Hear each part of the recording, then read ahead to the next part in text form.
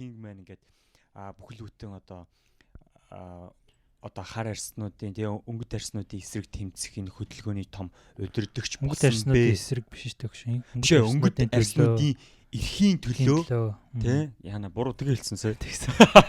Авах гэж байсан. Эсрэг. Тэсцээг тий.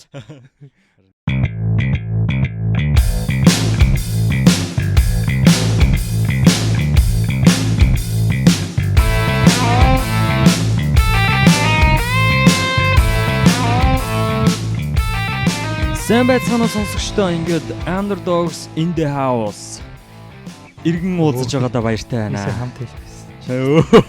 За дахиад яваад өгөл. Сайн байцгаана сонсогчдоо ингээд та бүхэндээ Underdogs in the House baby. За сайн байцгаана сонсогчдоо тэгээд 2-7 хоног бид хоёр за баяртай. За бид хоёр орд таг бас алга болсон та бүхнээс хөлсөл өчөө тэгээд хувийн болон хувьсгалын маш олон ажлууд бас давсан байдаг тий. Эрүүл мэндийн хувьд ч гэсэн бас нэнэд маань. За миний хувьд ч гэсэн бас ингээд нүүдэл суудал гээд бас нэлээд олон ажил давхцсан учраас хүндэтгэх шалтгаан нэгдэгдэг тий. Тэрэн шиг бид хоёр бас өөрсдөө бас хүндэтгэх шалтгаан юм болов уу гэж бодож байна. За тэгээд ямарсан бид хоёр хүрэлцэн ирлээ ингээд 10 дахь дугаар болон бид хоёрын 10 дахь дугаар уу? 10 дахь дугаар. Вау, 10 дахь дугаар болсон байна. 10 дугаар хийсэн байна. Хийх гэж байна 10 дахь дугаараа. Тэгээ ер нь нөгөө Freddie Mercury авах юм бол 10 дугаар шүү дээ. Тийм. Тэгээд өнөөдрийн энэ дугаар бол biography байгаа. Biography. Би бол яг цэвэр хэлдэг болсон та biography. Тийм ээ. Гоё хэлдэг шүү дээ. Баярлалаа. За баярлалаа. Underdog байна да бас тий. Бас нэг дээшлэх байлгүй тий багарч гисэн. За тэгээд сонин сайхан юу байцгаан залуусаа таймдог. Амар олон юм тохиолдсон гэж ярьсан. Тийм, ер нь бол 2-7 хоног подкаст оруулсан үү те. Тэгсэн. Тийм. Тэгтээ яг гоо тэгээ саяны хэлсэнчлэн бит хоёрт бас хүндэтгэх шалтгаан бол байсан юм болоо байсан. Тийм. Тэгтээ бит хоёр бол одоо цаашдаа бас подкастаа ер нь бол их таслахгүйгээр оруулахыг хичээнэ. Тэглэг явах уу? Тийм. Хичнээн завгүй байсан ч гэсэндээ ер нь бол нэг цаг суугаад яах цаг зав бол ер нь бол гарганаа. Тэглэвэ гинэ. Тэгнэ. Амлаж байна. За тэгээд ямар ч байсан эхний biography-г бит хоёрын хамгийн анхны намтар дугаар маань Freddie Mercury гэдэг хүний намтар дугаар хийгдсэн. За тэгээд бит хоёр дахиад нэг 4-5 дугаар явж байгаад одоо ингээд дахиад сар хагас болоод дараачийн одоо 2 дахь намтар дугаар маань ингээд орж ирж байна. Тэглэвэ хум тэгээд энэ удаа бол бараагийн сонгосон хүн байгаа. Энэ хүн болвол юу хэмлээ? Баг Мартин Лютер Кинг буюу бид бүхний сайн мэддэг уран гайхалтай уран илтгэгч цогтой тэмцэгч. Тийм, цогтой арьс өнгөний эсрэг цогтой тэмцэгч агуу уран илтгэгч 20 дугаар зууны гайхалтай уран илтгэгчдийн нэг болох Мартин Лютер Кинг I have a dream today гэдэг илтгэлэг бол бид бүхэн сайн мэдэх бах те. За энэ хүний талаар ярих гэж би бол сонгосон байгаа. За тэгээд ямар ч байсан хоёлаа ингээд баг наснаас эхлээд ярихаас өмнө те. Бас энэ хүний бас яг яаж мэдчихсэн одоо яаж танилцчихсэн гэдэг ч юм уу. Яагаад сонгосон гэдэг юм уу. Тийм нэг интро явууч тийм үү? Тэгэл төгш. Тэ. За чиний хувьд хамгийн анх Мартин Лютер Кинг Jr гэдэг үнтэй яаж танилцчихв? Би яг Мартин Лютер Кинг дээр манад нэг түүхийн хичээл орж исэн юм аа. Тэгээд түүхийн хичээл ороод тэгээд тэр түүхийн багш маань яг холбогдлолтойгоор бусаар эрэгтэй түүхийн багш байсан. Тэгээд санчир гэдэг үлээ та. Тэгээд тэр багш айгүй сонирхолтой түүхийн хичээлийг ордог байсан 10 жилд. Тэгээд яг хичээлтэйгээ холбоотойгоор бишээр тэгээд ийм Мартин Лютер Кингийн талаар бид нарт ингээ хэлж ирсэн. Тэгээд I have a dream буюу надад өнөөдөр мөрөөдөл байна тий. Тэгээ нэг л өдөр одоо ингээд яг илтгэлийнхэн талаар ингээ яриад яг тэр үед ингээд миний ингээ шар ус босоод яг миний зүрх сэтгэлд ингээ нэг зүйл хураад тэгээ яг тэр хүний ингээд ярьж байгаа тэмцсэн тэр агуу түүхийг ингээд сонсоод яг миний зүрх сэтгэл дотор гал ассан байхгүй юу. Тэгээ яг ямар галыг мэддэхгүй яг би өөрөө ч уулна хар арьстай биш шүү дээ. Өнгөт арьстай биш. Гэхдээ яг би өөрөө яг нэр тийм ингээд дарлал тэ орцсон юм шиг тэгээ тэрнээсээ чөлөөлөхийн тулд Мартин Лютер Кинг яг миний дотор байгаа тэр тэмцэх ёстой байгаа тэр галыг те асааж өгсөн юм шиг санагдсан. Тэгээ явандаа ингээд Мартин Лютер Кингийн одоо I have a dream гэдэг энэ илтгэлийг бол маш олон удаа сонсох бүрийд ингээд одоо баруун нүднээс нулимс цээлэг нь тусдаг байлаа тий. Тэгээ ингэж танилцсан. Тэгээд энэ хүн бол яг миний бас нэг талаараа ингэж хардаг энэ илтгэлийн сонс болгондоо би ингээд би ч нэрээ те яг юуны төлөө амьдарч байгаа болоо би юуны төлөө харуулсан байлаа. Цусан тэг цаанаасаа л нэг юм ээ. Тийм яг үгүй тийм ч байх те. Тийм ч байгааг бол хэлдэг. Тийм. Энийг ингээд одоо ийм мэдрэмжийг өгсөн. Тэгээ миний бас inspire авдаг нэг хүний нэг байгаа. Тэгээд энэ зэдэг бас сонгосон байна. Тийм. Надад бас чиний сонгосон хүн үнэхээр nice сонголт байлаа. Тийм би бас Мартин Лютер Кинг гэдэг үнийг бас л одоо 10 жилд багт янз бүрийн түүх мөх хичээлдэр бол их орж ирдэг те. Тэр нөгөө нэг юм багш нэг гоё байхаар тэр хичээлд гоё дуртай болчихдаг. Тийм бүр нүдэнд харах багш гоё багш байсан. Эрэгтэй багш шүү. Эмэгтэй багш. Эмэгтэй. Тийм. Тэгээ түүхийн хичээлдээ бас нэлээд дуртай байсан. Nice. Тийм тэгээд бас Мартин Лютер Кингийн талаар уншиж исэн. Тэгээд би бол яг тийм нөгөө бүр яг inspire болдор бол ерөөсөө яг тэгж бол авч байгаагүй. Гэхдээ мэдээж тэр хүн бол ингээд iconic хүн те. Тэгээд хүний эрхийн төлөө хүний эрх гэдэг энэ сэдв гараад ирэнгүүт арталт нь ер нь ингээд одоо Махатма Ганди хин Мартин Лютер Кинг гэл ер нь явж идэг те. Тийм тэгээд I have a speech гэдэг спичийг бол нөгөө англи хэлээр сурж байхад ингээд энийг сонсмос гэж багш нар бас айгүйх тэгж санал болгодог. Тэгдэг байсан те. Яг ойтон бодоос тэгсэн. Тэгээд бас яг ингээд тэр спичийг бас ингээд YouTube бидрээс үзчихсэн. Тэгээд Selma гэдэг сүлд гарсан кинонд бас их сэтгэл төрүүлсэн. Тэр кино бас гоё кино байсан. Тэгээд тэр Selma энэ гэдэг тэнцээ юу болж исэн талаар бид хоёр бас одоо ингээд ярина. Тийм. За тэгэхэд интро маань энд хүргээд өндөрлөлт хойлоо. Бага насныхаа 3-4 таслаа оруулах гэдэг. За бага насныхаа амьдралаас нэхлүүлээд яриа те. Ер нь Мартин Лютер Кинг хаан төрсөн яасан те. Хувь хүн талаас нь те. За чи яриад эхэллээ. За тэгээ би яриа. Баярлаа. Хоолоо нэр. Болцоош те. Амар чанга нэдэг байсан чи. Тэр нэг хойд бичиг болохоор нэг ичингүүрэл сандрал те сандгараад инээс сандгаараа нэгтгэлээ одоо бишүүрхэж байгаа юм шиг те. Юу байгаа юм. За тэгтээ яг яваан дундаа халаад ирэнгүүтэйгээ сайн явна хэвлээ. Тийм тэгээд за Мартин Лютер Кинг Junior буюу одоо баг Мартин Лютер Кинг гэж те. Ер нь бол ийм нэртэй хүн. За тэгээ Мартин Лютер Кинг Junior маань 1929 оны 1 сарын 15-нд Америкийн Жоржиа мужийн Атланта хотод төрсөн. За Мартин Лютер Кинг Senior буюу одоо том Мартин Лютер Кингийн хоёр дахь хүү болж мэндэлсэн байгаа. За аав нь бол пастор шашны юм одоо номлогч хүн бол байсан. За тэгээд манай хүн дээрээ нэг ихчтэй доороо нэг дүүтэй. За тэгээд Алабамагийн Атлантагийн Sweet Auburn гэдэг тийм газар ингэж амьдардаг байсан. Ийм одоо African American буюу одоо хар арьст ийм гэр бүлийн хүүхэд байгаа. За тэгээд Kingman King гэвч идэх үү? Martin Luther King Jr гэдээ гарч одоо Kingman гэдэг. Тийм Kingman. Тийм тэгээд багасаа бол их ухаантай хөвт байсан. Сурлах сайтай хөвт байсан. Тийм. Тэгээд 15 нас багасаа одоо юм нөгөө тэр чин тухайн үед нөгөө нэг юм яг одоо ч гэсэн тийм байдаг л та. Гэхдээ яг тухайн үед яг юм нөгөө тусгаарчлсан одоо хар арт хүүхдүүд явдаг тийм сургуульд явдаг байсан юм байна. Зөвхөн хараад явдаг тийм. Тэгээ 15 наснда Morehouse College гэж коллежид ирсэж ороод за тэгээд medicine буюу одоо имзүү болон law буюу хуулиар ингэж сурж исэн. Тэгээд уг анханасаа ингэж шинжлэх ухаан, хууль гэсэн юм сонирхож явж исэн боловч явандаа ер нь үзэл санаа нь аавынхаа буюу одоо энэ шашны үзэл санаанд илүү их нэвтэрснээр тэр шинжлэх ухааныхаа юуг бол ер нь орхисон. За гэхдээ шинжлэх ухааныг бүр орхих биш те одоо шашны номлол гэдэг чинь бас ямар нэгэн байдлаар шинжлэх ухаантай холбогдож байдаг. Тийм учраас тэгээд гэхдээ ер нь бол яг нөгөө шашны одоо шашны сургалт гэх үү те. Одоо шашны тэрийг одоо юу гэх вэ? Сургууль. Тийм, шашны одоо сургууль одоо шашин судлал гэх үү те. тийм судлал руу илүү орсон. Тийм. Тэгээд тэгж ингэж яасан. Ministry гэдэг чинь одоо шашны юу юм бэ? Шашны номлогч. Үгүй ministry чинь нөгөө юу штэ. Одоо нэлээд том одоо би яг энэ ойрхон байгаад марцчих юм.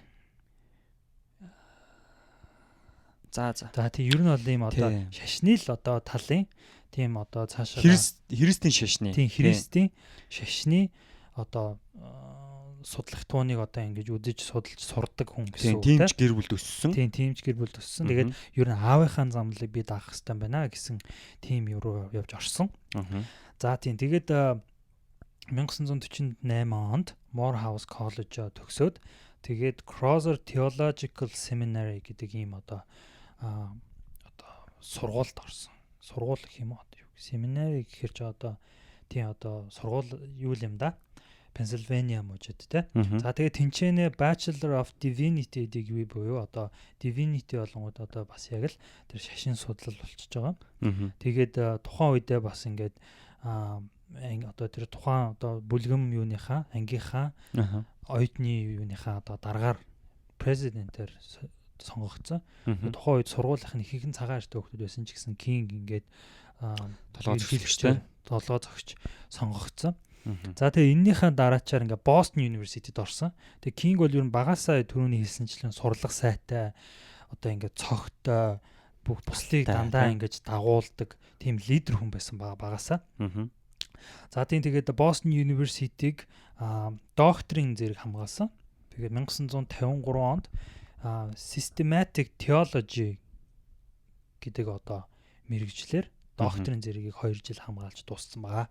Тийм тэгээд Бостонд сурж байхдаа Kingman Coretta Scott гэж одоо Алабамагийн одоо дуучин ийм эмэгтэйтэй танилцсан. За тийм Coretta Scott болохоор New England Conservatory of Music гэдэг ийм сургуульд одоо сурдаг байсан. Дуулчнэртэйгээ. Тийм их нэртэйгээ. Тэгээд дуучин хүн байсан.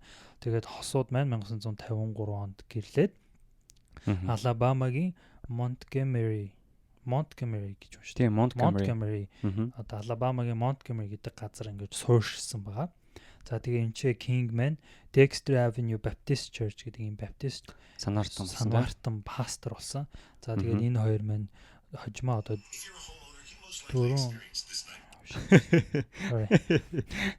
дөрөв тоосон.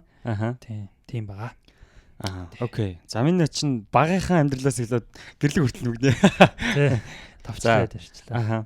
Тийм тэгээд сая бас нэгээс дурдаагүй зарим жижигэн мэдээллүүд нь юу байсан бэ гэхээр жишээлбэл Мартин Лютер Кинг яг хууль ёсныхаа нэр нь болохоор Майкл Кинг байсан юм байна. Тэгээд түүний эцэг нь болохоор өөрийнхөө нэрээр Майклыг Мартин Лютер гэж бас өөрчилж байсан юм байна. Тэгээ хойно бол Майкл нэрээр нь мөн бас дууддаг байсан гинэ.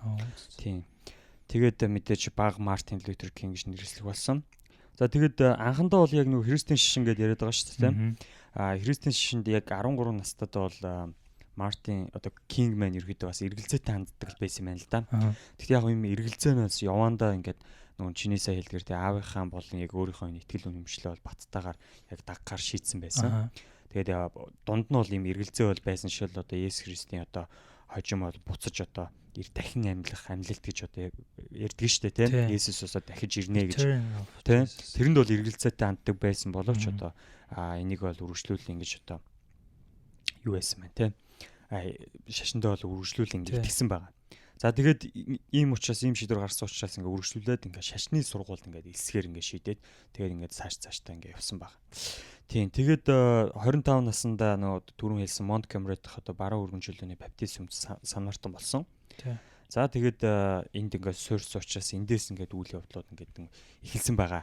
За тэгээд яагаад энэ одоо залуу маань те Kingman ингээд бүхэл бүтэн одоо хар арснуудын тэгээ өнгөт арснуудын эсрэг тэмцэх энэ хөдөлгөөний том удирдагч өнгөт арснуудын эсрэг биш шүү дээ. Биш өнгөт арснуудын эрхийн төлөө тий яана буруу тэгээ хэлсэн сая тэгсэн.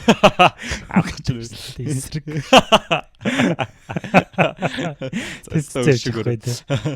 Харин тийм.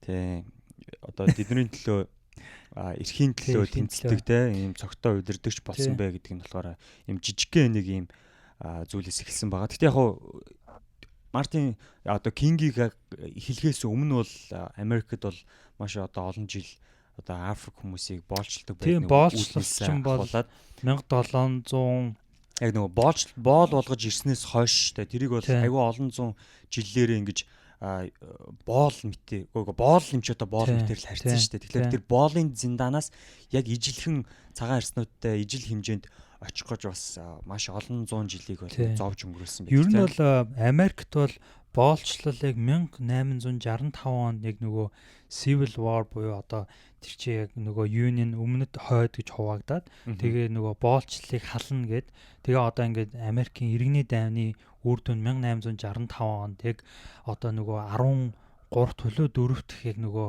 amendment буюу үндсэн хуулийн нэмэлт засвар болгож оруулаад тэгээд ерөөсө боолчлалыг ерөөсө халсан шүү дээ 1865 он. Тэгэхээр 1865 оноос хойш ингээд 1900 одоо энэ бол ингээд 50 60 он руу ирж байгаа.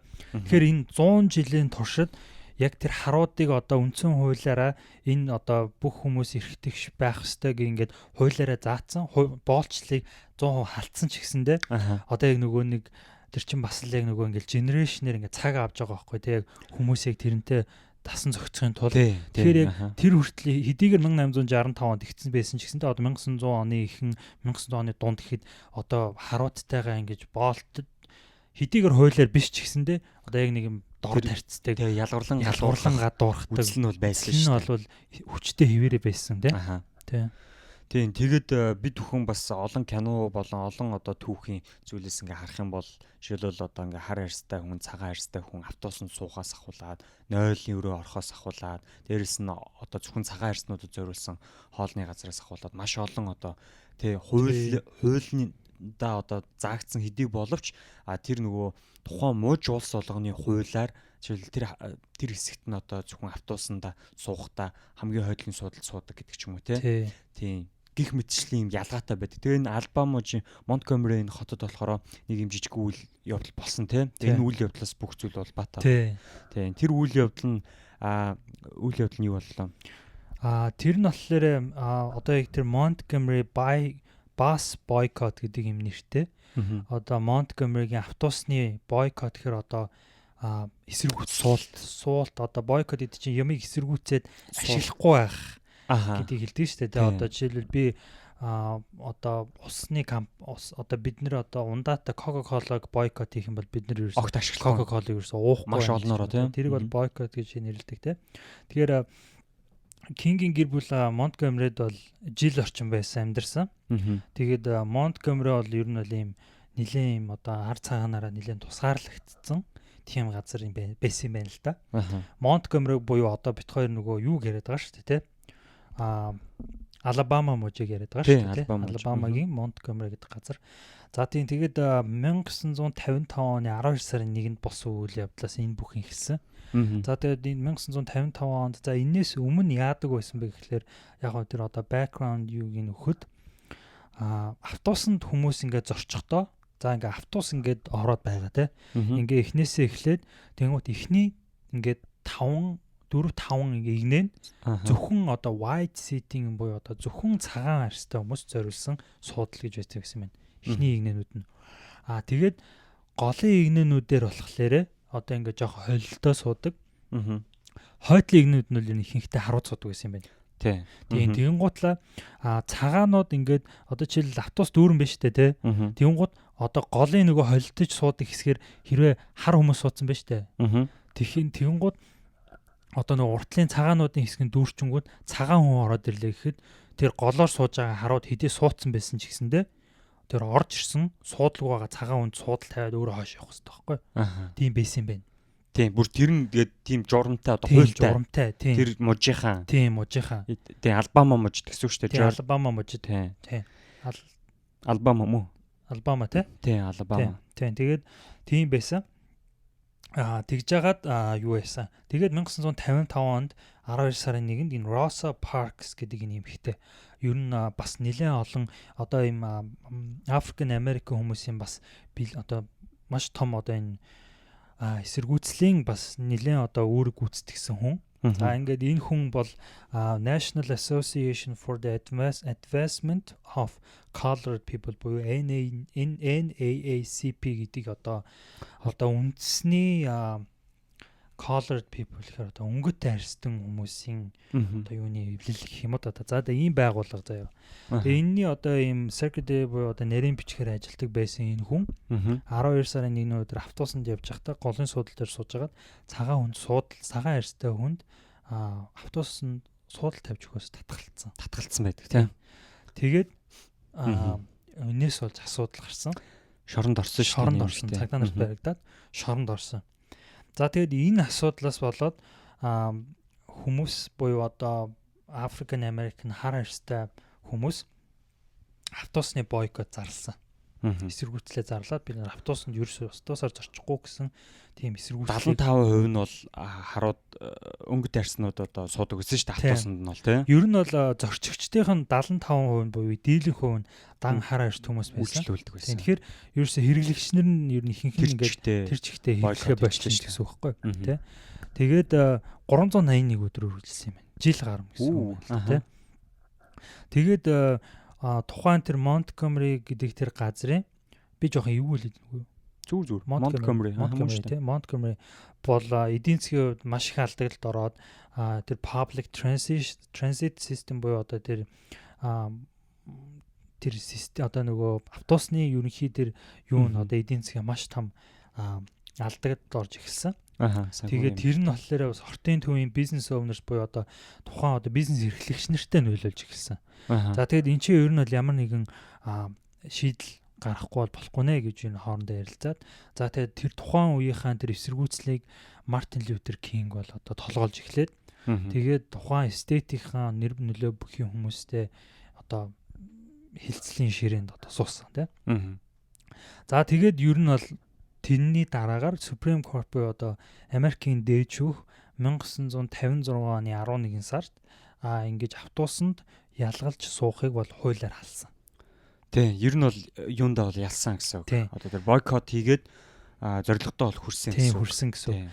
Тэгээд тухайн үеэс Мартин Лютер Кинг бол анханасаа Махатма Ганди, одоо Байерд, Растон, Толстой энэ төргээд одоо ер нь бол энэ хүмүүсийн философи үдэл санааг дагаж ирсэн. За тэгээд ямар нэгэн одоо протест буюу одоо энэ эсэргүүцлийн жагсаал ямар нэгэн одоо энэ зөвшөлтслийн үед бол бид нар бол ерөөсөө ямар нэгэн байдлаар бид нар адилхан хүмүүс тэгээд бид нар хоорондоо ярилцж хийх ёстой гэсэн non violent одоо тийм аргыг одоо хүчирхийлэл ерөөсөө ашиглахгүйгээр тэмцэх тэр аргыг бол ер нь анханасаа ингэж дагаж ирсэн. Тийм бага. Тийм. Тэгээд яг Мартин Лютер Кингийн нөгөө би оюутан байхдаа ийм түүхийн хандлаар ном уншижсэн аахгүй. Тэгээд тэн дээр хамгийн ихэнд нь юу гэж харддаг вэ гэхээр одоо баг Мартин Лютер Кинг ээжтэйгээ хамт ингээд хотоороо ингээд явж явахдаа тэгээ ингээд арьс өнгөөр ялгуурлан гадуурхахыг одоо ингээд нүдэрээ ингээд харж өссөн баг. Тэгээ ингээд ресторан орсон ч тэр тэгээ нойл орсон ч тэр тэгээд автобусанд суусан ч тэр тэгээ энэ болгоныг хүүхэд ахуй цагаасаа тэгээ яагаад те ингэж өөрөөр хандж байгаа юм бэ те бид нар те хар арьстай төрснөөсөө болоод бид нар одоо ийм ялгуурлан гадуурх те ийм доромжлол дээрлэхэл те зүйлд одоо ингээд амьдрах ёстой гэж юу гэж гайхдаг байсан. Дээрээс нь нөлөөсөн зүйл нь юу байсан бэ гэхээр одоо нөгөө шашны итгэл үнэмшил бурхан те хүнийг те хар арьстай цагаан арьстай гэж ингэж ялгаж бас хайрлт юм уу те тэгээд бурхан гэтэл Библиэлд бол тийм байгаагүй мэдээж байдгүй тэгээд эндээсээ болохоор итгэл үнэмшлээсээ одоо ингэж өсөж төлөвшсөн тэгээд төлөвшөөд түрүүн бидний ярьдагчлан одоо маш сайн уран илтгэх юм чадвартай бусдыг одоо манлайлах удирдах юм чадвартай энэ чадвар нь саяны тэр нарийн бичиг бүсгийн одоо шоронд орсноос ахуулаад энэ нарийн бичиг бүсгүй чи өөрөө болохоор бас нэлээд танилын хүрээтэй ийм эмгтээсэн байгаа байхгүй юу. Өмнө нь бол маш олон хүмүүс бол ингэ шоронд ордог байсан харуудаас. Гэхдээ ингэж тэмцэж болж чаддгүй байсан. Гэхдээ энэ эмгтээ орсноосоо болоод тэгээ энэ тэр одоо эмгтээний танилын хүрээ цагаан арьстай тий сургуулийнх нь хамт ажилладаг хүмүүс гээд маш олон хүмүүсээр танилын хүрээ сайтай учраас энэ ингээд одоо айгүй хурдан газар авч тэр хүмүүсийн одоо зүр сэтгэлч гэсэн оюун бодолч гэсэн те ер нь яагаад ийм гэдэг асуулт байсан. Энэ нь ингэж одоо дэвргэх, гал асах, те ноцох энэ одоо тэр түлхүүрийг өгсөн байгаа байхгүй. Тэгээд удирдагчаар одоо ингээд бидний одоо энэ ярьж байгаа Мартин Лютер Кингийг сонгоод тэгээд энэ одоо дэлхийн нийтийн хүндрэлтний хамгийн одоо сайн мэддэг өнгөт арьснуудын эсрэг, өнгөт арьснуудын эрхийн те төлөө өнгөт арьснуудын эрхийн төлөө дуурсан те I have a dream буюу одоо энэ мөрөөлтгэлтэй энэ спич бол гарч ирсэн байгаа. Тэгээ тэрнээс өмнө болон тэрний дараа маш олон зуун ихтгэлийг бол Мартин Лютер Кинг тавьсан. Гэтэ энэ ихтгэл нь бол хамгийн алдартай ихтгэл тий. За тэгээд энэ ихтгэлийг би өмнө хэлсэн те яг сонсох болгондоо, унших болгондоо тий. Энэ зүйлээс ингээ мэдэрдэг энэ сөүлтэй спич байгаа байхгүй тий. Бүр сүнслэг. Тэгээд ингээд одоо хамгийн их таалагддаг илтгэлийнх нь хэсгээс юм бол одоо нэг л өдөр тэгээ миний 4 хүүхэд арьс өнгөөрөө бас авьяас чадвараараа үнэлэгдэх цаг ирнэ хэмээн би мөрөөддөг гэж байгаа юм тийм. Тэгэл нэг л өдөр одоо тий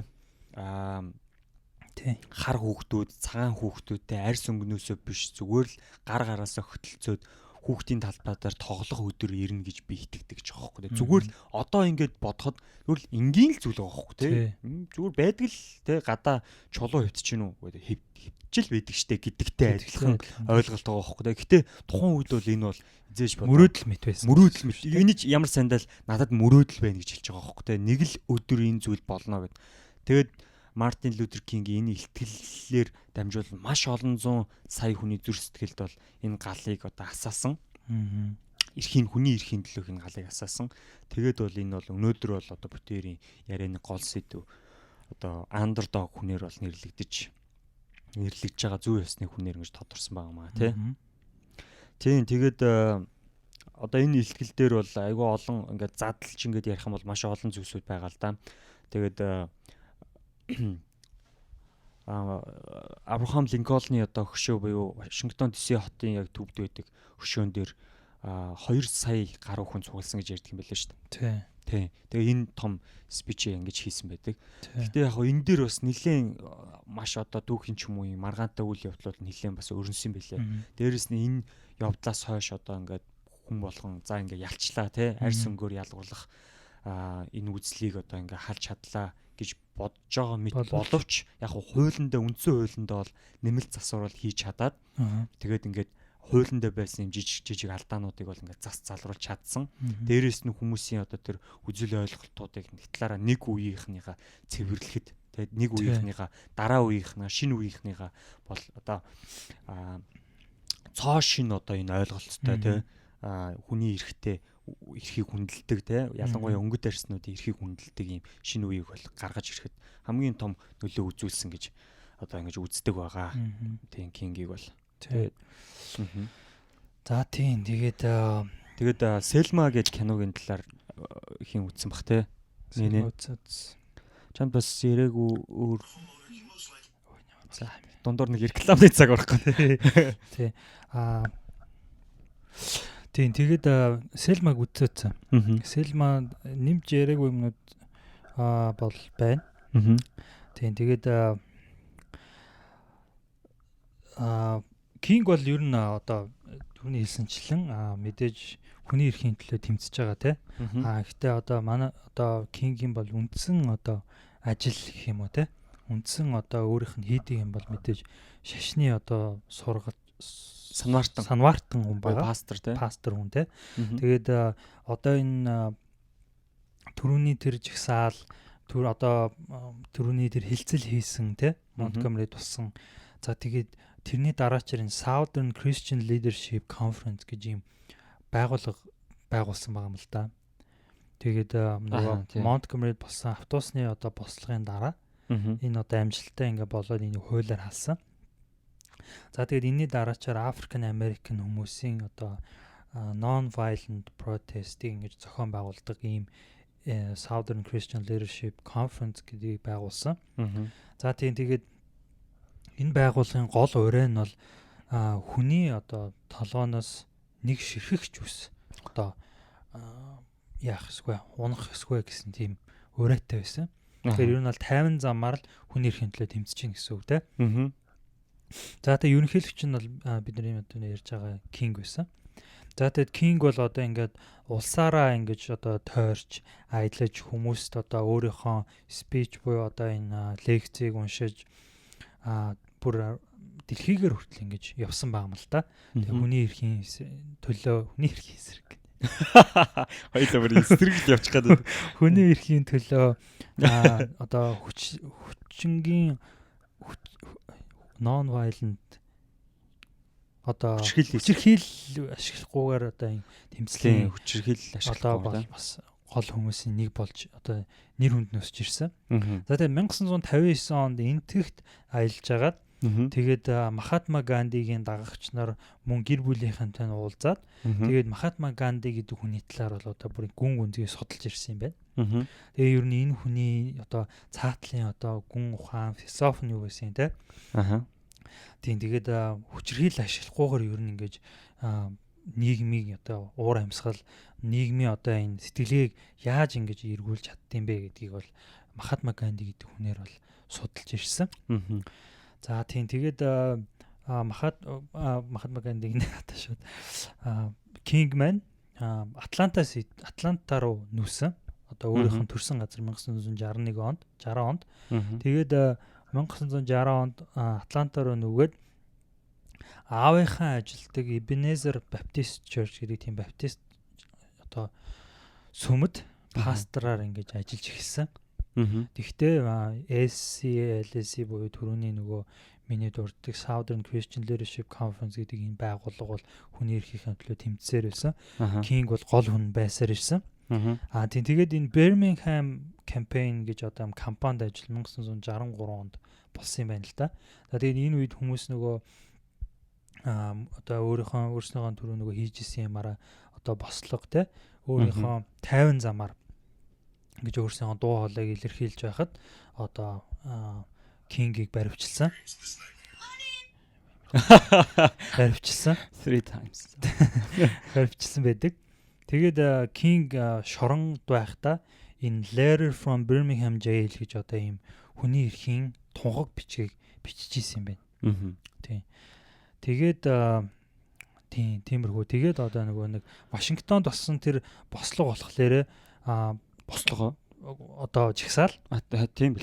Жигсаал тийм. 1964 онд Мартин Лютер Кинг бол одоо нөгөө яг тусдаа байсан жижиг им religious group одоо им шашны им одоо группүүд те тэднийг ингээ хооронд нь зохион байгуулад тэр шашны байгууллагууд болон одоо хүний эрхийн төлөө тэмцдэг энэ байгууллага энэ группүүдийг бүгднийг хооронд нь ингэж зохион байгуулад тал талаас ингэж зохион байгуулад тэгээд энэ Вашингтон Америкийн нэгдсэн улсын эсвэл Вашингтон DC хотод энэ марч буюу одоо бослого биш шүү дээ одоо энэ чинь алхаал те ингээд жигсаал тийм марш тийм тэгээд ер нь бол хамгийн гол энэ жигсаалын гол санаа нь бол тийм ээ хүн болон эрх тэгш байх хэвээр хүн бол төрсөн хаана өссөн юугаараа бол ингэж ялгагдах ёсгүй гэсэн гол үзэл санаатай байсан. Тэгээд 8 сарын 28-нд болж исэн юм байна. Тийм тэгээд хэдэн хүн оролцсон гэлээ?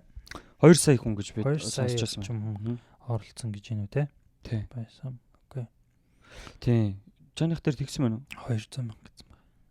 200 мянгаас 300 мянга гэсэн байна. Тэгвэл тийм олон хүн хэвлэл мэдээллээр нийтэд нь сонссон юм болоо? Тийм. Ямар ч байсан яг тухайн үед нь бол байсан хүмүүс 200 мянгаас 300 мянга хүн гэсэн байна. Миний нүсэн дээр. Тийм. Жигсаалт нь оролцсон хүмүүсийн тоо юу? Тийм л ах тэгвэл 200-аас 300 мянган оролцсон баг. Тийм. Тэгээд одоо түүнийг бол яг тулгуур үзэлтэн хэмээн тодорхойлсон байдаг. Тэгээд эндээс үүнээсээ болоод холбооны мөрдөх товчоол одоо сөрөг тагнуулын одоо хэсэг нэг гэх юм уу те. Тэр нь бол Кингийг бол үлцэн амьдралынхын туршид одоо мөшгөж ирсэн.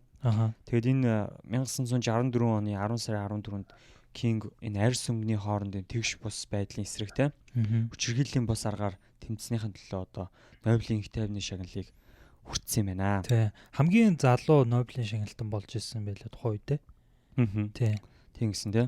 За тэгээд дараагийн жилүүд бол тэрээр ингээ үйл ажиллагаагаа ингээд улам өргөжүүлээд ядуурлаа одоо Вьетнамын дайны эсрэгээр асуудлаар ингэж өргөжүүлсэн юм байна. За тэгээд Вьетнамын дайн болон одоо энэ Вьетнамын дайнтай их олон л асуудлууд байдаг да. Тэгээд бас энийг бас Kingman аваад энэ ядуурлын эсрэг бас ингэж тэмцэж явсан байна. Тэгээд 1967 онд одоо Вьетнамаас цаашаа гэх юм уу чанагш гэж л орчуулсан байна л да.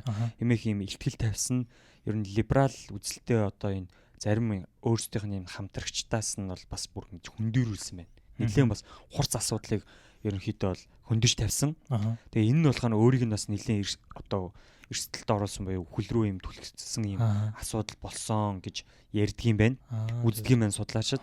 Тэгээд King бол одоо юм уул нь бол King тухайн үедээ одоо амнасаа алдахаас өмнө ядуу ардуудын одоо компанид ийм ажил зохион байгуулад тэгээд дээрс нь дахиад ийм бойкот буюу ийм суулт ийм зарлах Вашингтонд ийм зохиогоор төлөвлөж байсан байна. Тэгээд маш олон ажлууд түүнийг хүлээж байсан. Гисэн хэдий боловч одоо King бол 1968 он буюу одоо 39 настай. Тийм 39 наснда Теннесси мужийн одоо Мемфис хотноо ингэж харамсалтайгаар одоо ингээд хүний гарт бол тий алагдсан байгаа. Тэгээд яг тухайн одоо алагдсан алуурчны талаар бүхэл бүтэн юм том нийтлэл байсан би тэрийг бол уншсан л та. Тэгээс нэг 2-7 хоног өмнө уншсан болохоор зарим нь мартчихжээ. Тэгээд тэр алуурчин цэргийн албан хаагч байгаад тэгээд арьс өнгөөр ялгуурлан гадуурх тэр үзлээсээ болоод цэргээсээ халагдаад тэгээд мөнгөний одоо таарахум боломжтойгоосоо болоод ингээ янз бүрийн юм ажил хийдэг, хар ажил хийдэг. Тэгээд бас жоохон гэмт хэрэгт ч юм уу те ийм хэрэгт ингээ өртсөн. Тэгээ ер нь явандаа юу болсон бэ гэхээр алуурч юмс. За ер нь бол тийм тэгээд мөнгнөөс болж одоо те хүний одоо захиалгахт хүн амны хэрэг үйлдэхээс ингээ буцхааргүй юм байдалд бол хүрсэн байгаа. Тэгээд энэтэй болохоор нэг одоо захиалагч нэг хүн болохоор бас нэлийн нэрийг бас мартчихжээ ингээд нууц хэрэгээр ингээд захиалуулаад түүгээр одоо ингээд Мартин Лютер Кингийн амь насыг ингээд одоо ингээд тэр хүн нь яагаад захиалуулсан байгаа. За тэр захиалгынх нь хэргийг болохоор яг гүйцсэн би яг уншиж чадаагүй. Тэрнээс үлцлөөч. Тэгээд яг энэ хэрэг нь бол нэлийн юм адармаатай үйл явдал байдаг юм байлээ. Гэхдээ тэр хүн гэдэг байгаа хүн нь болохоор яг өндөө бол яг тэгж нарийн бариг зүгүүг бол хэлж мэдэхгүй байна. Зөвхөн нэг хүний нэрийг хэлээд тэр хүн бас байгаа юм тий. Тэр нэг хүний нэрийг хэлж захиалагч гэж хэлээд байгаа. Тэгээд ийм үүрэг даалгавар би авсан гэдэг л. Тэгээд цаана бол нөгөө одоо энэ хүнийг байхгүй бол өөрсөнд ашигтай хүмүүс бол өчнөө байгаа шүү дээ тий. Байлгүй яах вэ? Тэгээд жишээлбэл тэр бол ер нь тий одоо жишээл дайны эсрэг байна гэхлээр дайнд миний зүгээр хамгийн одоо наад захаар хар ухаанаар бодоход Кингийн эсрэг ямар хүмүүс байж болох вэ гэд хоёлоо зүгээр өөрсдөө ухаанаар төсөөлөд зэвсгийн 8 эрхэлж байгаа хүмүүс байгаа байхгүй. Тийм. Жишээлбэл дайнгүй байх юм бол үүрэгтэй. Тийм. Тэгэхээр зэвсгээ нийлүүлж байгаа зэвсгийн одоо худалдаач юм бол тийм давуу эрхтэй их мөнгө олно. Гэтэл Вьетнамын дайн руу явах болчих юм бол яах вэ? Зэвсэг нь худалдаалах болоо болно гэдэг ч юм уу те. Гэх мэтчлэн маш олон хүчин зүйлс яг л Америкчууд бол маш том улс гүрэн улс учраас те энд бол олон хүчин зүйлсүүд нөлөөлжсэн. Тэгээд хамгийн гол нь Kingman өөрөө болохоор түүний одоо тавьсан ихтгэл, түүний тавьсан одоо те ялтууд авсан тэр ялтууд нь бол энд бол маш том одоо хүмүүсийг хамарж ирсэн, маш том одоо хүмүүст нөлөөлж ирсэн учраас тэгээд энэ нөлөөлөл багасгах үүднээс л бол тэр хүний амь насыг бас ингэж ийгүүдгсэн байгаа. Тийм. Тэгээд үхэхээс нь өмнө бас амийн бүрлэх хид хидэн орлууд бас хийж исэн юм байлээ. Тийм. Тэгээд 1957 онд 56 онд гэрийн бүр ингээд дэлбэлж исэн гэж байгаа байхгүй юу? Бүрүү. Тийм. Тэгээд гэр нь болохоор гэхдээ гэрийнхнаас нь бол тухайн үедээ бол ямар нэгэн гимцэн барьсан тийм байгаагүй. Тэгээд 1958 он 9 сарын 20-нд бас номын дэлгүүрт өөрийнхөө ном дээр одоо ингээ хүмүүс гарын үсэг зурж өгдөн шүү дээ тий. Тэгээ bijсэн чинь нэг хүн хурж яад аюу Мартин Лютер Кинг гэсэн чинь yes гэсэн чинь шууд цээжин тусгаж хутгалсан гэж байгаа байхгүй. Тэгээд тухайн үедээ бол ихтэй гимтэл аваад ихтэй бол амьд үлдсэн. Гэх мэтчлэнгээр ингээд одоо racist гэдэг юм уу одоо арьс одоо ялгуурладаг тийм хүмүүс байдаг ч юм уу те. Тэгээд түрүүний хэлсэнчлээ одоо маш олон хүмүүс ийм одоо таргет болж ирсэн. Тийм. Тэгээд нэг талаараа бас өнөөдөр бидний одоо тийм ингэж ярьж байгаа энэ сэдвийн эзнэр тодорч байгаа шалтгаан нь бол хэдийгээр ийм хүнд хэцүү одоо амьдралыг даван туулж байгаа хэдий боловч амьдралаа яг өөрийнхөө энэ за дөрөвт утгаа Яа тэгээд юм бэ? Биш дээр дараагүй байхад ингээд. Сая юу ярих гэж байгаа тасалдчих. Тэ нөгөө ийм Ийм хэцүү амьдралтай байсан ч гэсэн өөрийнхөө үйл хэргийг дуусгаж чадсан. Өөрийнхөө үйл хэргийг өөрөө хараагүй хэдий боловч маш олон сая хүмүүсийн одоо амьдралд бол шууд нөлөөлөөд өнөөдөр Америк нэгдсэн улсад бас Барак Обама гэдэг өнгөт хайрцагтай хүн хүртэл одоо ерөнхийлөгч боллоо шүү дээ. Тийм шүү дээ. Тийм. Тэгээд маш олон одоо би маш гэдэг үг ямар олоотой хэлж байна. Маш их хэлж байна. Тийм. Тэгээд үнэхээр л андердог байж чадсан гэж энэ хүнийг бол үнэхээр үнэлсэн учраас оруулсан. Тэгээд хэрвээ та бүхэн бас сонирхох юм бол Мартин Лютер Кингийн тий спичийг бас сонсож болно. Би бол аяг сонсох дуртай. Сонсох болгонд ингээд өөрийнхөө зорилго мөрөөдлөө бас ингээд дахиж хурцлагддаг гэдэг ч юм уу тэгдэг. Надад бол. Тийм тэгээд ер нь арьс өнгөөр ялгуурлан гадуурх гэдэг чиний бодлоор ер нь яг ямар зүйл вэ? Чи ер нь юу гэж боддог вэ? Энэний талаар монголчууд бол төдийлний энэ зүйл бол нэг тэг хол штэ тий бид нар нэг яг зүгээр Аз хүн байгаад одоо Аз хүнийг ялгадаг ч юм уу тиймэрхүү Америкийн бөглөө тосгон мосгонд очих юм бол одоо нэг тиймэрхүү асуудал гарч ирж болно. Гэтэ яг өнгөт харьцсан хүн шиг бол тэгж тийм хэцүү доромжлол ч юм уу тийм зүйлд бол орохгүй. Жишээлбэл би Texas байсан. Гэтэ яг Texas-ийн Waco гэдэг айгүй жижигхэн юм хотод ингээд байжсан. Гэтэ тэн дээр нэг лайфгаард хийж яхад над дээр ингээд нэг юм цэрэг болтой юм шивэстэй халзан юм одоо Америк хүн хурж ирээд тийм цагаан харьстай тийм хурж ирээд чи хаанаас ирсэн ингээд жоо дээрэмгүй ирсэн аахгүй надаас. Тэгэд би Монголоос ирсэн ингээд хэлсэн чинь хаана байдгийг гэж байгаа тийм. Тэгээд би ингээд хятад те Оросын ингээд тэнд байдгаа гэдсэн чинь чи мангар юм уу те тийм хоол эндээс яг юугаа хийх гэж ирсэн гэж шууд намайг тэгж одоо тэгэхээр амар занл хэлж байгаа хөх те тэгж ирсэн л та. Тэгээ би мэдээж тэнд ажилтаа учраас юм хэлээгүй те чив чимээг ингээд ингээд айгуу гих мэтчлийн иймэрхүү хүмүүс бол байдаг те. Яг нэг хаа болгон улс оронд нэг янз бүрийн юм хүмүүс байдаг тал нэг талаараа энийг ингээд би юу гэж мэдэрсэн байх гэхээр би одоо яг юугаараа энэ хүнд би болно тийм одоо ийм дарамтч гэдэг ч юм уу те ийм ялгарлан гадуурх байдлыг ингэж мэдрэх ёстой бол гэж би бүр өөр гайхсан байхгүй. Тэгээд энийг ингэ мэдэрчээ би нэрээ хар арснуудын те одоо ялгарлан гадуурх нас хүүхэд ахуй насаасаа хүртэл те хөгшрөөд хүүхэртлээ энд үйл явдал ингэж өрөндөг энтэй ингэж үргэлж тэмцдэг байсан байхгүй те. Тийм миний тийм би бол бас яг уу ингээд арьс өнгөөр ялгуурлан гадуурх гэдэг ч юм уу те. За racism гэдэг чинь бол зөвхөн арьс өнгөөр биш хүний одоо гарал үүсэл гэсэн үг шүү дээ. Race гэдэг чинь угаасаа хүний гарал үүсэл. Racism гэхээр хүний гарал үүслээр ялгуурлан гадуурх гэсэн үг те. Тэгэхээр Америкт ирсний дараа бол энэ зүйлтэй бүр гүн гүнзгий танилцсан гэх юм уу та те. Тийм тэгэл одоо ингээл мэдэн энэ ингээл үзэл байж байгаа готл чинь одоо цагдаа нарт ингэж алгагдсан хар арьс хүмүүсийн тоо бол одоо ерөөсөн ингээл мэдээгээр байн гарч идэг. Тэгэл одоо хар арьс хүмүүсийг бол ер нь бол ингээд юм бодохгүйгээр буутчдаг ч юм уу тий алчдаг. Тийм асуудлууд байдаг штэ. Зөндөө байдаг. Маш олон. Би бас аяг олон төгс сонсч байсан. Тийм. Тэгээд тэгж бол арьс өнгөөр ялгуурлах үзэлтэй ер нь бол амьдрал дээр ч гэсэн одоо ч гэсэн Америкт бол бүр ингээд хасар их байдаг. Тэгээд энэ асуудал одоо хүртэл яригддаг racism гэж болоод Америкийн маш том асуудлуудын нэг болсон. За тэгээ одоо бол ингээд хар арьс хүмүүсийн одоо racism те. За одоо нөгөө ингээд Hispanic хүмүүсийг бас ялгуурлан гадуурх Азуудыг гэдэг ч юм уу те. Хүмүүсийг ингэж төрсөөссөн газар ингэж ялгуурладаг юм бол Америкт байдаг. За тэгээд цагаан арьс хүмүүс буюу одоо ингэж өөрснөө элит энэ нийгмийн одоо high class өөрснөө одоо дээр байдаг. Бид нар л дээр байх хэрэгтэй гэсэн энэ үзэлтэй хүмүүс болвол ингэж одоо энэ үзлийг бол илүү их харуулдаг. Дэврэгдэг өөрсөнд нь тэгэх сонирхол байдаг. Тэгэхээр миний бодлоор бол энэ зүйл бол одоо ингээд олон generation солигдож ижил одоо жишээлбэл 1865 онд ингээд боолчлыг халсан гэж байна шүү дээ.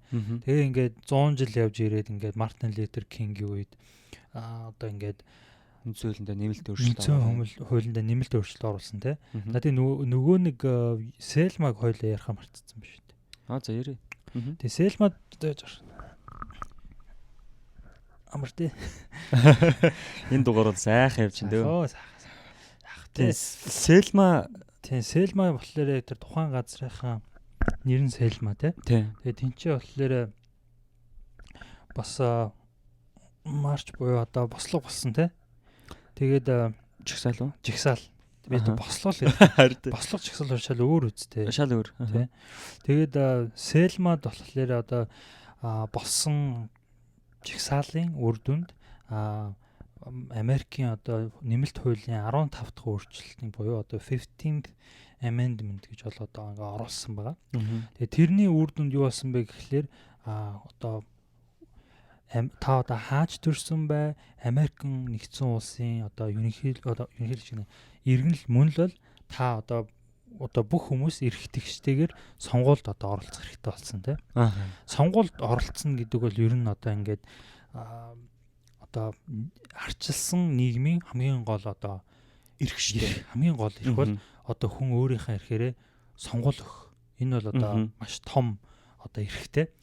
Тэгээд үндсэн эрх байгаа байхгүй яг. Тийм үндсэн эрх байгаа байхгүй тийм. За тэгээд Селмагийн энэ одоо Монтгомери гэдэг энэ юу болсон?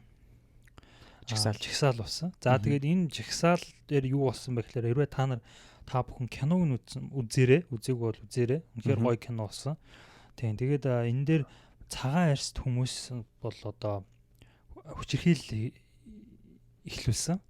За тийм тэгээд ингээд хоёр талаасаа жигсаалыг бол хүчирхийллээр одоо дайрж тавьсан гэсэн үг шүү дээ. За тэгээд одоо хариуд нь одоо хар арьсд хүмүүс ингээд хооронд нь мөргөлдөөн болсон. Тэгээд тухайн үед Кингер ахлуулж исэн одоо энэ жигсагчдыг одоо хамгаалж тухайн үеийн ерөнхийлөгч Линдон Джонсон гэдэг ерөнхийлөгч нь өөрийнхөө цэргүүд хүртэл ингэж явуулж исэн. За тэгээд энэний одоо үр дүнд нь ингэж 15th amendment гэж одоо бүх одоо иргэд ингэж эрхтгш сонгуул өгөх энэ одоо үндсэн хуулийн нэмэлт өөрчлөлтийг бол ингэж оруулсан. Энэ бол одоо Мартин Лютер Кингийн хувьд бол одоо хамгийн том үндсэн хуулинд одоо amendment-д ингэж amendment-д өөрчлөлт оруулсан. Энэ одоо amendment гэж одоо өөрчлөлт гэсэн үг. Тэгэхээр amendment ингээ 15 дахь amendment-ийг ингэж боруулж өгсөн нь бол Мартин Лютер Кингийн одоо хамгийн том ялалт байсан. Тийм шүү тийм. Тийм. Тэгээд миний одоо бодож байгаагаар бол хэрвээ Мартин Лютер Кинг тухайн үед тэр спичийг хийгээгүй бол тухайн үед энэ олон энэ одоо 50 замын бослогуудыг зохион байгуулаагүй бол одоо магадгүй одоо Барак Обама гэдэг энэ ерөнхийлөгч одоо хар арьсд одоо Африк гаралтай ерөнхийлөгчтэй бол Америкчууд ийм эрт одоо болохгүй байсан баг гэж бодож би бол тийм хүлээн зөвшөөрөхгүй байх гэсэн. Яагаад гэх юм бол тэр 1865 онд боолчлыг халснаас хойш одоо харуудыг боолмод харьцдаг тэр үзэл тэр нийгмийн одоо тэгш бус харилцааны байдлыг Мартин Лютер Кинг бол бас нэг төвшнөр одоо тийм явдлыг байхгүй болгоход нэг төвшин одоо маш том ахиулж гисэн тийм дэлхийн нийтэд сонсогдохоор одоо нөлөөлж чадсан. Тийм маш сайн нөлөөлөгч байсан. Ер нь тэр үеэс хойш ер нь ингээд одоо ч гэсэн нөлөөсөөр л. Тийм нөлөөсөрч байгаа. Одоо ч гэсэн ингээд конгрессийн одоо улс төрийн маш том хүмүүс ингээд ярьцлага янз бүрийн юм хийхдээ одоо эрхтгш ингээд хүмүүсийн эрхтгш байдлыг ярихдаа дандаа Мартин Лютер Кингийг дурддаг. Тэгэхээр энэ хүн бол ингээд энэ Африкэн Америкэн хүмүүсийнхаа одоо бэлэг тэмдэг болсон ийм том хүн болсон тийм. Тэгэд мэдээж энэ Мартин Лютер Кингийн тухай өгүүлэх Селма кинонд болохоор бас энэ кинонд гол дүр тоглосон Их Британий залуу жүжигчин Дэвид Оулой гэдэг энэ залуугаас бас нэг юм ярьцлага авсан юм нийтлэл байсан. Тэгээ энэ кинонд тоглоснороо тухайн хүнд бол хамгийн товчхондоо хэлэхэд болохоор тухайн хүнийг яг шинээр төрөхөд нөлөөлсөн байна л да. Кингийн талаар судалгаа явуулж хахад Дэвид гэж жүжигчэнд.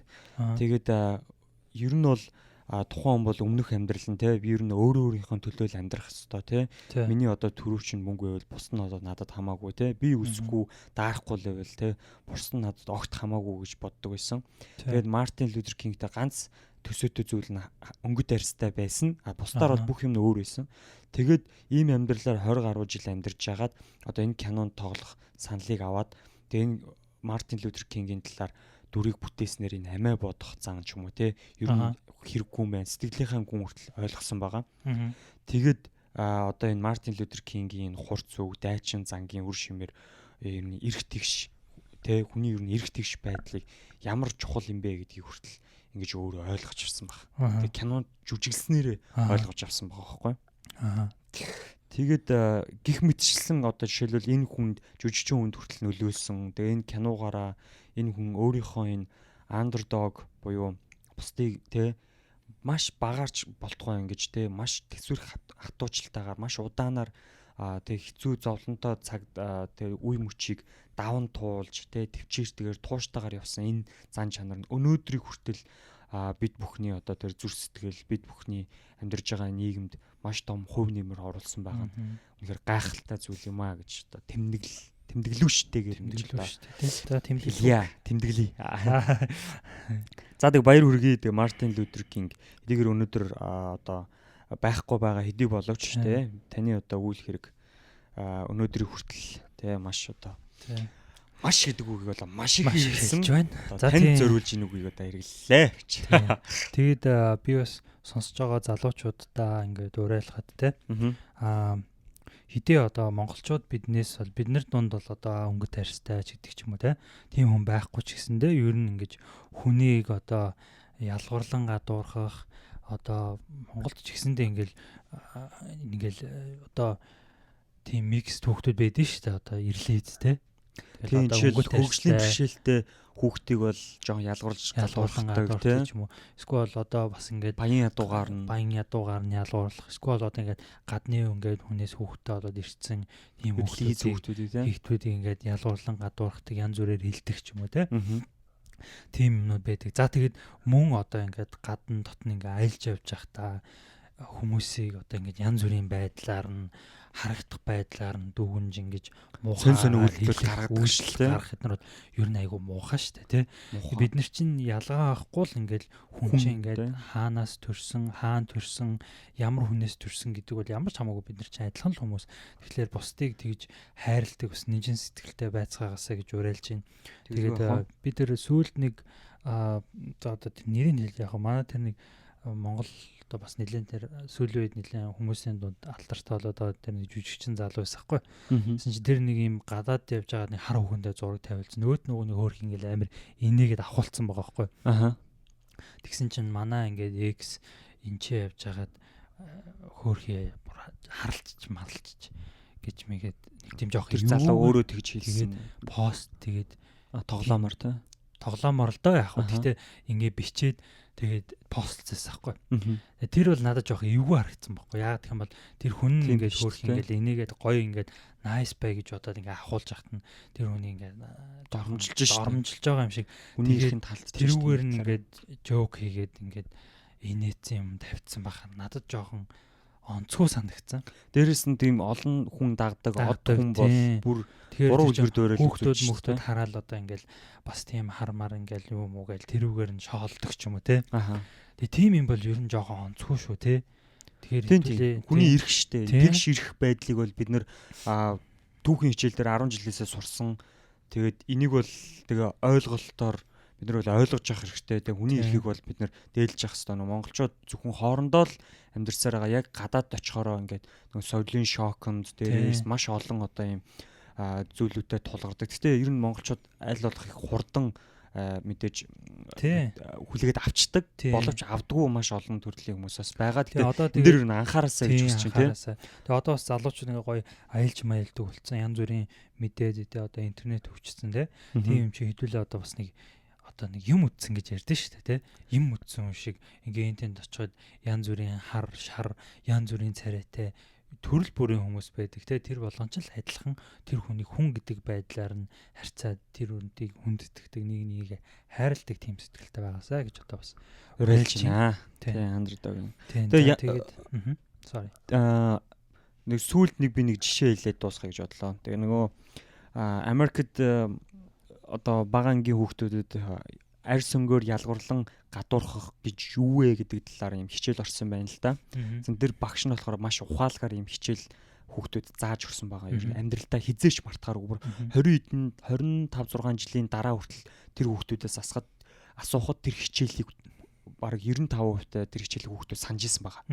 Тэгээд багш нь ямар хичээл орсон бэ гэхээр хүүхдүүдэд за хүүхдүүдээ арьс өнгөөр ялгуурлан гадуурхах гэдгийг гигэнгүүтээ за цэнхэр энэ ангид байгаа цэнхэр нүдтэй хүүхдүүд бол гоц ухаантай гоц авьяастай хүүхдүүд. Бор нүдтэй хүүхдүүд нь бол бусад нүдтэй хүүхдүүд нь бол тийм одоо гоц авьяастай хүүхдүүд бишээ гэж ингэж хэлсэн ба. За тэгэхээр ингээ зүгээр хичээлээ ингээд эрдэнхөрөө үргэлжлүүлсэн чинь цэнхэр нүдтэй хүүхдүүд нь ангидаа нэр хүндтэй те. Тэгээл ингээ бусад хүүхдүүд жоохон дээрлэгэнгүй ханддаг ч юм уу те. Гэх мэт иймэрхүү үйл явдал тэнд өрнөсөн ба. Тэнгүүтээ 7 хоногийн дараа багш нь үгүй 7 хоног биш байна. Хэдэн хоногийн дараа багш нь үгүй багш нь буруу андуурсан байна те. Цэнгэр нүдтэй хүүхдүүд нь авьяасгүй харин бор нүдтэй хүүхдүүд нь гоц авьяастай юм байна гэж тагчилсан баг. Тэгсэн чинь тэр нөгөө цэнгэр нүдтэй байсан хүүхдүүдийн байр нь ингээ солигдсон баг. Тэгсэн чинь дуусныхаа дараа маргааш нь багш нь за хүүхдүүдээ та нарт ямар байсан бэ гэсэн чинь хүүхдүүд өөрсдийнхөө сэтгэл одоо те надтай ингэж харьцажсэн. Тэгээд би дараа нь өөрөө юм болсон чинь тэгээд хүмүүс намайг хүндэлж ийсэн те гэх мэтчлийн хүүхдүүд ингэж өөрсдөө юу хэлсэн баг. Фидбек хэлсэн баг. Тэгсэн чинь багш нь юу гэж хэлсэн болохоор одоо энэ бол би та нарт үннийг хэлье. Цэнхэрч нүдтэй борж нүдтэй аль нь ч гоц авьяастай аль нь ч авьяасгүй гэсэн утгатай бишээ. Бүгд яг ижилхэн бүгд яг адилхан. Өөрснөөс чинь л хамаарна. Тэгээ өөрснөөс чинь хамаарна. Харин ингэж бодох нь болохоор тэгээ яг л арьс өнгөөр ядуурлан гадуурах гэдэг чинь тэгээ зүгээр л цэнгэр нүдтэй бор нүдгүй гэж утгагүй байдлаар тайлбарлаж байгаатай адилхан. Багш нь бол их гоё тайлбарсан. Тэгээ жоохон онцгой тайлбарчлаа. Гэж жишээ авч хүүхдүүдэд ингэж тайлбарсан маа. Тэгээ энэ нь маш олон жилийн машиг ямар болоод байлж чинь те.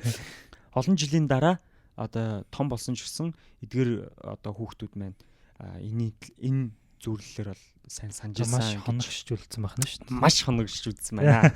Манайхан маш сайн ойлгосон гэж хэлдэг байна. Тэгээ би бол маш сайн ярьлаа. Та маш сайн подкаст боллоо. Тийм байна шүү дээ. За тэгээд ямар ч энэ дугаарын biography намтар дугаар маань та бүхэн таалагдсан гэж бодож байна.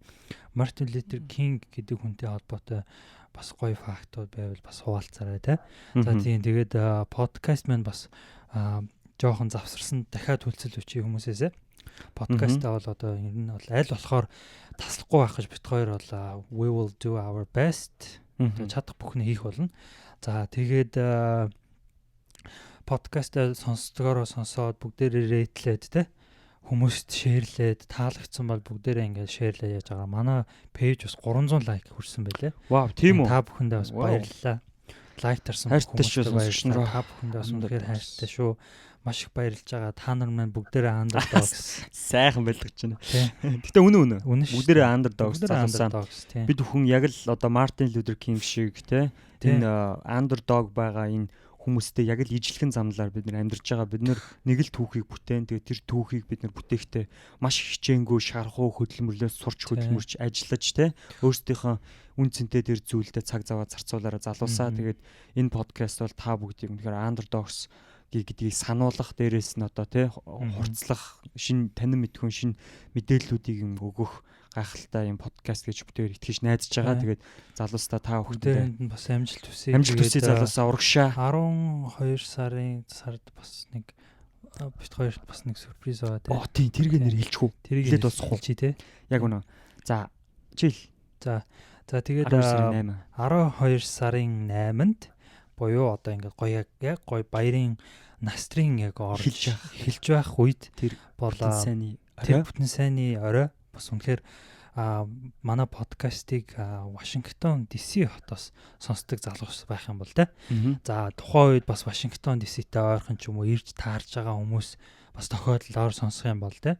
За манай бараа одоо бит хоёр одоо нөгөө stand up-аас ингээд эхлээд DC Comedy House гэж манай бараа бол одоо ингээд өөрийнхөө партнертэй нийлээд за ингээд хідэн сайхан шижигсэн залуучуудаас бүрдсэн DC Comedy гэдэг ийм comedy house-ыг бас одоо ингээд hard work хийж байгаа, ядарч байгаа, ажиллаж байгаа залуучуудаа гоё ингэж орой гоё хөгжилтэй инээд наяганаар дүүрэн ийм сайхан болох үүднээс одоо ашигын төлөө бус ингээ залуучуудаа сайхан цуглуулад 7 хоног болго ингэж stand up comedy ингэж хийж зохион байгуулж байгаа. Үнэхээр би ч гэсэн ингээд үе очиж байгаа. Үнэхээр гоё болж байгаа. Их анхандаа бол зүгээр ингээд нэг өрөөндөөс ингээл зүгээр согсоол яриад ихсэн. Одоо бол үнэхээр яг DC comedy house гэсэн шинжиндээ бол үнэхээр очсон гоё болж байгаа. Уурын гэсэн үнэхээр гоё байгаа. Чанар нь ч гоё байгаа.